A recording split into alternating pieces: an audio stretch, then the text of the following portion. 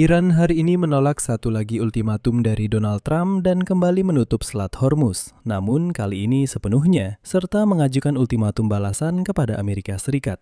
Pasukan Amerika harus sepenuhnya meninggalkan wilayah tersebut. Hingga Sabtu malam, Washington secara resmi menuntut agar Iran secara terbuka menjamin bahwa Selat Hormuz akan tetap terbuka dan tidak akan ada lagi serangan terhadap kapal dagang. Pernyataan Trump terdengar mengancam, seolah-olah jika tidak ada jaminan seperti itu dari Teheran, maka, kutipannya, itu tidak akan menjadi hari yang baik bagi Iran. Namun, Sabtu berlalu dan Iran merespons, tapi bukan dengan jaminan. Iran menghantam kapal kontainer dengan rudal tepat di Selat Hormuz, lalu mengumumkan bahwa Selat Hormuz ditutup sampai Amerika Serikat menghentikan, kutipannya, campur tangan di wilayah tersebut. Dan Iran melakukan itu beberapa jam setelah Oman mengusulkan rencana pembukaan penuh jalur pelayaran. Itu adalah tamparan terang-terangan untuk Donald Trump, seolah-olah sudah ada kesepakatan, sudah sepakat, tapi Iran berkata, kami tidak peduli dengan itu. Di episode ini, kita akan membahas apa yang sebenarnya terjadi dalam 24 jam terakhir. Mengapa ultimatum Donald Trump gagal secara terbuka seperti itu? Dan yang terpenting, mengapa Amerika dengan segala kekuatannya mungkin saja tidak punya cukup amunisi untuk mendukung ultimatum tersebut? Karena sensasi sebenarnya bukan pada kedekatan Iran, tapi pada angka-angka dari analisis terbaru. Dan analisis ini berbunyi seperti ini. Setengah dari CAAT, hampir setengah dari Patriot, dan sepertiga Tomahawk sudah habis digunakan. Dan untuk memulihkan semua itu akan memakan waktu bertahun-tahun, sementara perang harus dilakukan sekarang juga. Nama saya Alexia Peci, mari kita bahas topik ini bersama-sama, tapi sebelum kita mulai, saya minta kalian untuk subscribe ke channel YouTube ini.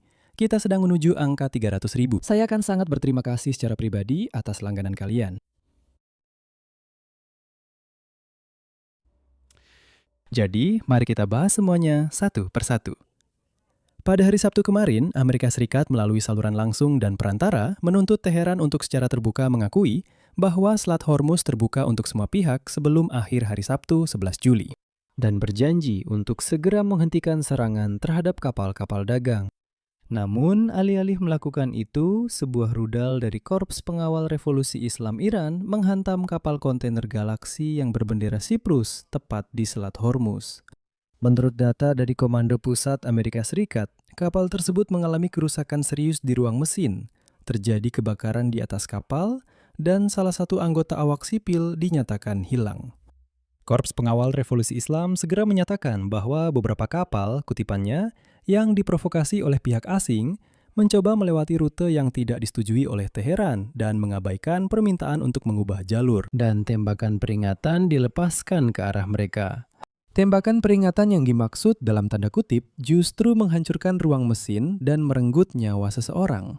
Dan kemudian pernyataan utama dari Korps Pengawal Revolusi Islam, kutipan.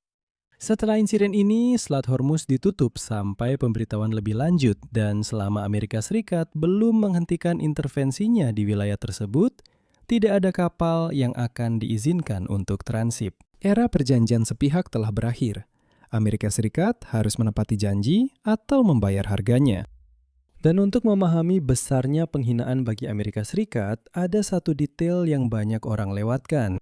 Serangan terhadap kapal oleh Iran terjadi beberapa jam setelah Menteri Luar Negeri Iran, Abbas Rakchi, menyelesaikan negosiasi langsung di Oman dengan rekan-rekannya dari Oman dan Qatar.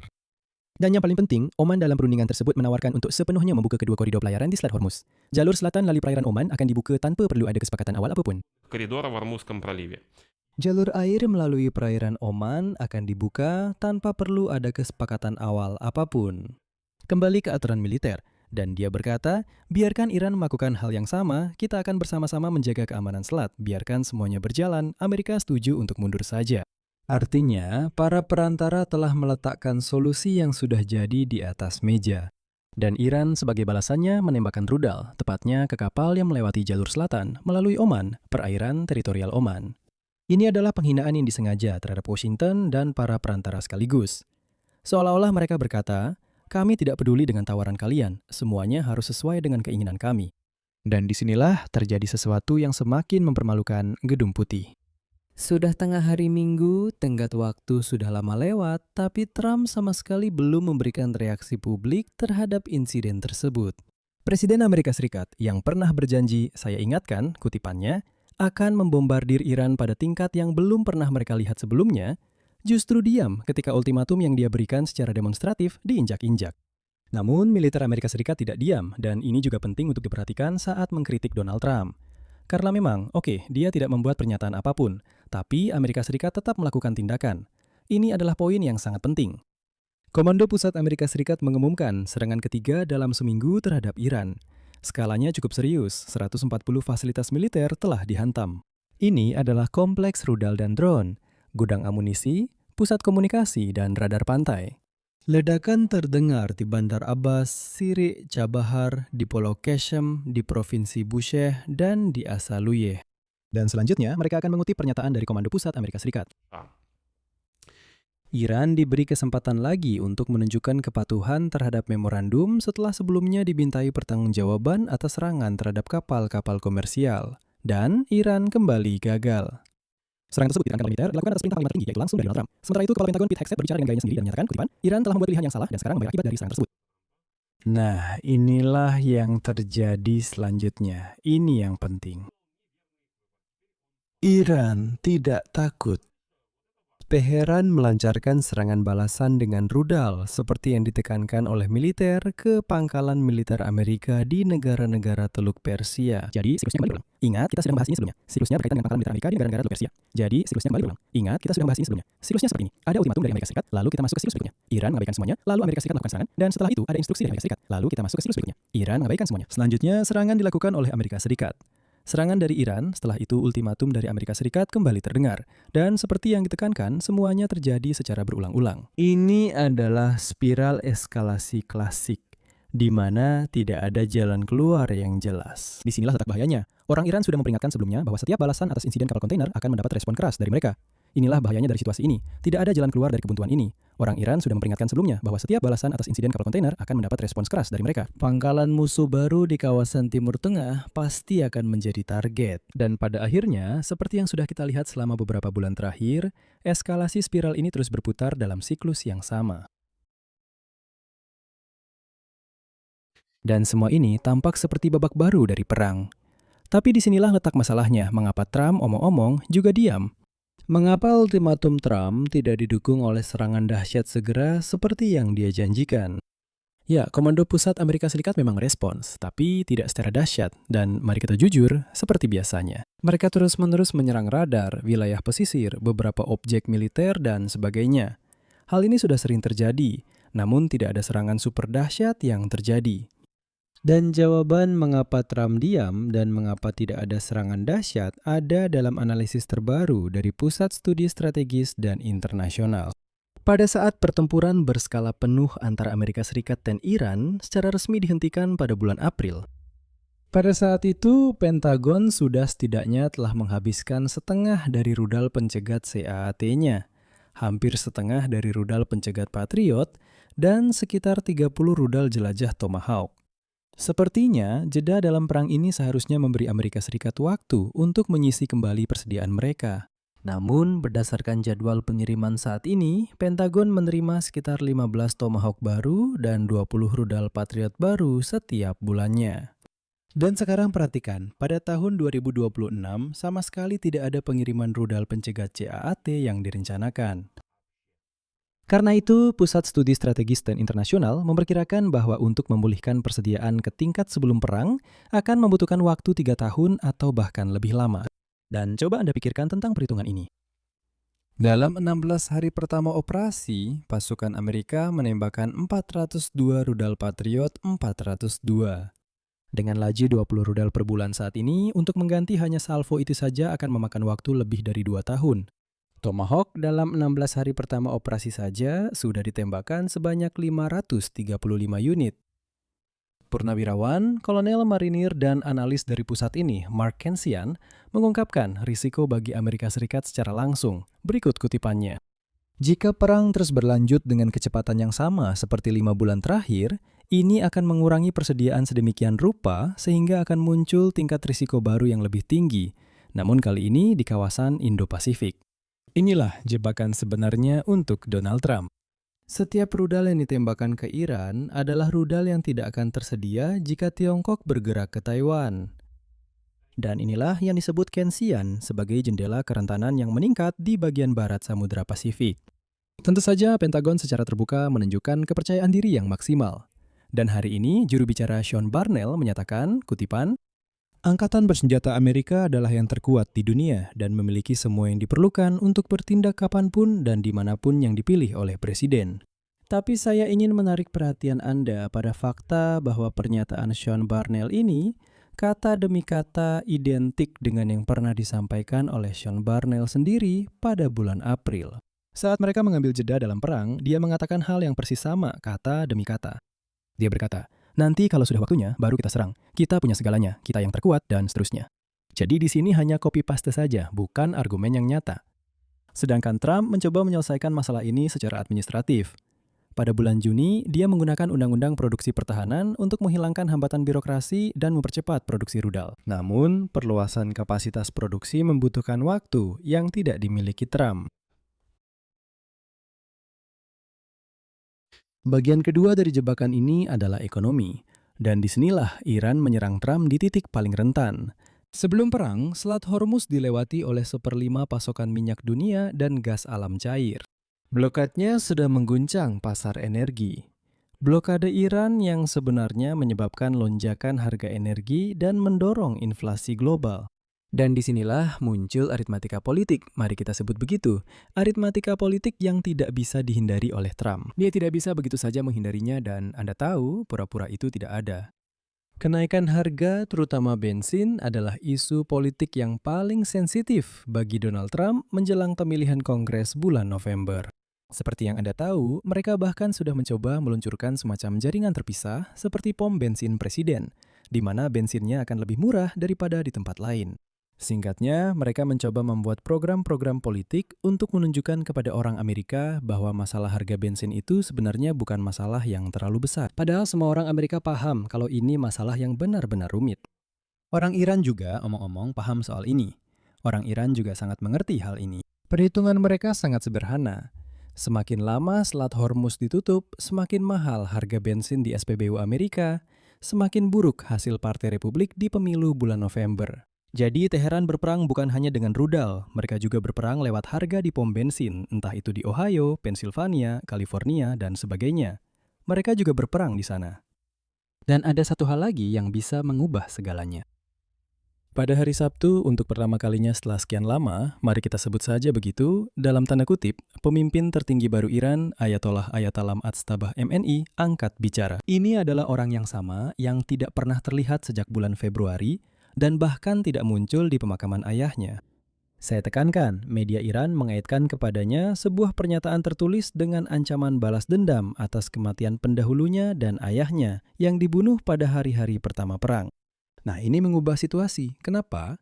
Karena selama pemimpin Atstabah MNI, meskipun hanya dalam bentuk tertulis, saya tidak tahu apakah dia yang menulisnya atau bukan. Namun demikian, ketika bahkan pemimpin yang tidak jelas ini pun diam, serangan-serangan itu masih bisa dianggap sebagai aksi sepihak dari para radikal di Korps Garda Revolusi Islam. Bisa dikatakan bahwa ada semacam perpecahan. Seolah-olah para radikal, inilah perbuatan mereka. Sementara kami ingin bernegosiasi. Baru kemarin, orang-orang Iran, para ekstremis politik, berbicara secara diplomatis bahwa, dengarkan, ini hanyalah kesalahan dalam sistem. Kami secara tidak sengaja menyerang Selat Hormuz. Dan bahkan bukan kami, melainkan militer yang menyerang. Mereka punya sudut pandang sendiri di sana. Dulu selalu bisa seperti itu, seolah-olah melemparkan semua kesalahan kepada mereka. Tapi sekarang, pemimpin tertinggi muncul dan secara terbuka mengambil posisi untuk membalas dendam. Itu artinya, para negosiator di Teheran hampir tidak punya ruang untuk bermanuver. Karena pemimpin utama mereka sudah mengatakan, kita akan membalas dendam. Semuanya, seperti yang dia katakan, orang-orang Iran dan umat beriman di seluruh dunia akan segera mulai membalas dendam atas pembunuhan Ali Khamenei. Di sini muncul pertanyaan, apa yang akan dilakukan Donald Trump selanjutnya dalam situasi ini? Menurut saya, ada 3 skenario. Skenario pertama adalah serangan besar-besaran, yang itu yang dijanjikan Trump. Tapi apa masalahnya? Setengah dari sistem pertahanan udara tidak ada, setengah persediaan Patriot sudah habis, jumlah Tomahawk juga semakin sedikit. Pengisian ulangnya butuh minimal 3 tahun. Setiap tembakan ke Iran melemahkan posisi terhadap Tiongkok. Omong-omong, para militer sedang mengatakan hal ini kepada Trump bahkan sebelum perang.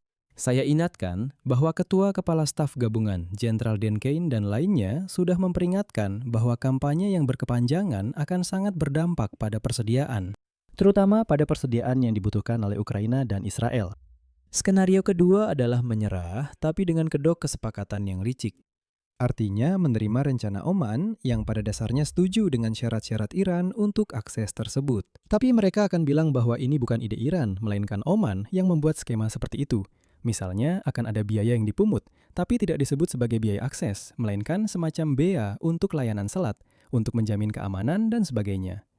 Oh, dan mereka juga akan menyebutnya sebagai biaya sukarela. Jadi seolah-olah tidak ada yang memaksa siapapun. Tapi kalau kamu tidak membayar, kamu tidak bisa lewat. Политически Secara politik itu sangat fatal ya. Itu adalah pengakuan bahwa semua ultimatum hanyalah gertakan. Tapi secara ekonomi, itu satu-satunya cara cepat untuk menurunkan harga minyak sebelum pemilu. Dan Trump, omong-omong, apa keistimewaan Trump? Dia berhasil melakukannya. Maksud saya, ingatlah ketika pada 17 Juni dia menandatangani nota kesepahaman dengan Iran, dia berkata, "Dengar, apa kalian ingin kita terus berperang dengan mereka? Kalau kita terus berperang, harga minyak bakal kacau. Kita tidak bisa membiarkan itu terjadi. Kalau Selat Hormuz ditutup, harga bensin kalian akan melonjak tinggi." Jadi ya, kita memang sedikit salah perhitungan, kita agak kecolongan, tapi dengar, kalian mau apa lagi? Lalu ketika dia ditanya, bukankah kamu berjanji akan menghancurkan seluruh persenjataan rudal mereka? Trump bilang, ya, tapi bagaimana saya bisa melakukan itu? Masa Arab Saudi punya rudal, tapi Iran tidak? Saya tidak bisa melakukan itu. Kalian mau seperti itu? Tidak bisa begitu. Dan paradoksnya adalah, para pemilihnya bilang, ya memang masuk akal. Sebenarnya semuanya baik-baik saja. Trump, baru saja. 2 hari yang lalu, coba bayangkan. 2 hari yang lalu, Trump menyatakan bahwa Iran pada dasarnya sudah didenuklirisasi. Dia bilang, ya, pada dasarnya kita sudah mengubur mereka. Pengayaan uranium Iran sudah selesai. Kita bisa anggap bahwa masalah denuklirisasi juga sudah selesai. Dan para pemilihnya bilang, ya, pada dasarnya benar. Saya ingatkan, dia sudah dikubur lebih dari setahun yang lalu. Lalu, untuk apa fase perang itu? Skenario ketiga, menurut saya yang paling mungkin, adalah sekedar melanjutkan skenario yang sekarang. Serangan terarah ke puluhan target di sana, retorika keras dari Pitt, Hegseth, dan Trump, negosiasi paralel di Oman, Qatar, Pakistan, dan harapan bahwa para radikal di Teheran, seperti kata pepatah, akan kehabisan tenaga lebih dulu. Inilah yang sedang terjadi sekarang. Serangan dilakukan secara bertahap dengan jeda agar tidak menghabiskan seluruh persenjataan dan tetap membiarkan pintu diplomasi terbuka. Jadi, mari kita simpulkan.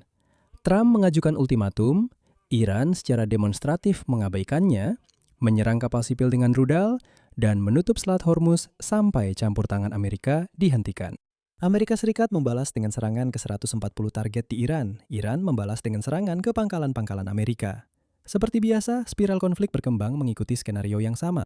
Namun di balik pernyataan keras dari kedua belah pihak, ada kenyataan yang tidak nyaman. Amerika sudah berperang dengan persenjataan yang hampir habis, tetapi Iran juga sudah hancur dan persediaannya juga hampir habis. Itulah sebabnya ultimatum dari Trump sudah disampaikan, tetapi tidak berhasil. Bukan karena Trump berubah pikiran, bukan, tetapi karena di balik kata-kata kalian akan membayar, kami akan menyerang kalian, ada persediaan yang sebenarnya menipis, lebih cepat daripada bisa diisi kembali. Iran tampaknya memahami hal ini lebih dulu dari yang lain, dan itulah sebabnya mereka berani menembaki kapal serta menyatakan Selat Hormuz ditutup, karena mereka tahu bahwa Amerika akan menyerang dengan cara yang sama seperti sebelumnya. Yang paling mengkhawatirkan bagi Ukraina dalam cerita ini adalah adanya hubungan langsung. Seperti yang dicatat oleh Zelensky, setiap patriot yang ditembakkan di Timur Tengah adalah satu patriot yang tidak akan sampai ke Kiev, yang berarti tidak akan melindungi Ukraina dari serangan balistik Rusia. Perang di Selat Hormuz, sayangnya, juga harus dibayar dengan mengorbankan keamanan Ukraina. Saya berhenti sampai di sini dulu. Tuliskan pendapat dan kesimpulan Anda di kolom komentar di bawah episode ini. Jangan lupa subscribe channel ini, tekan lonceng, dan beri like. Itu saja untuk hari ini. Jaga diri Anda. Sampai jumpa.